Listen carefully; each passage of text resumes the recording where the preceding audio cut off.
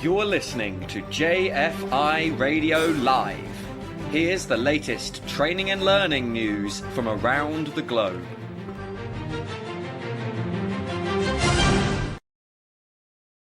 This is JFI Radio, and I'm Yousepha Fawcett. And from the JFI Radio newsroom, here are the global news headlines for May 2026. Europe. Deloitte has just published its 2026 Global Human Capital Trends Report.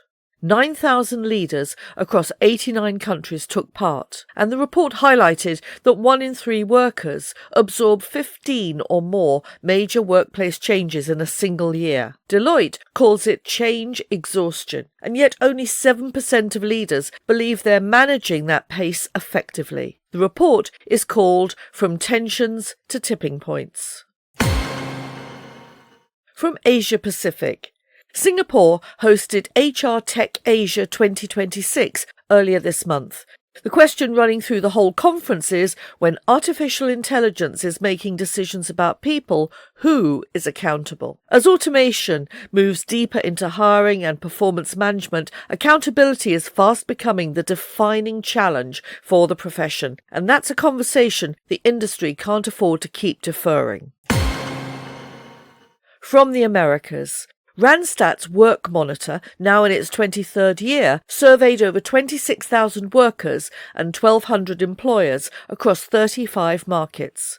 95% of employers say they are optimistic about 2026, but just 51% of workers feel the same way. Randstad is calling this the Great Workforce Adaptation, and it's worth asking who will do the adapting. From Africa. In South Africa, Mercer's 2026 Global Talent Trends Report identifies what it calls a talent paradox. Businesses are accelerating AI adoption, while more than half of employees fear their current skills may soon be obsolete. And yet 65% say they would trade a 10% salary increase for the chance to build new digital capabilities. That's not a workforce resisting change, it's a workforce betting on its own future. From the Middle East. Across the Gulf, employee growth reached nearly 20% in 2025 and is projected to hit 24% by 2026. Yet 80% of GCC organisations reported skills shortages last year. Most are choosing to reskill existing staff rather than recruit outward. In the UAE, Emiratisation targets are now mandatory performance metrics and not aspirational goals. What's clear is that the region is not slowing down.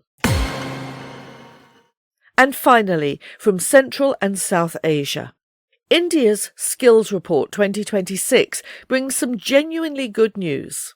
Overall, employability among young people has risen to 56%. That's a 10% improvement in the last 4 years. Companies are planning to hire 40% more people this year than last. But the report also flags a clear gap.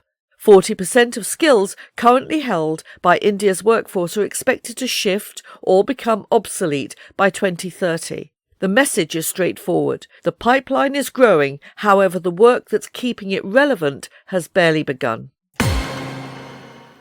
That's your global news for this month's bulletin. The links to those news stories can be found in the show notes on YouTube and on jfiradio.com in the global news section. Many of those stories are likely to be continued in the new JFI radio series In Conversations, which you'll find on the website. If you're actively involved in anything I talk about in my news bulletins, I'd love to hear from you.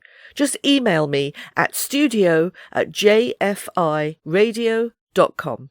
See you next month.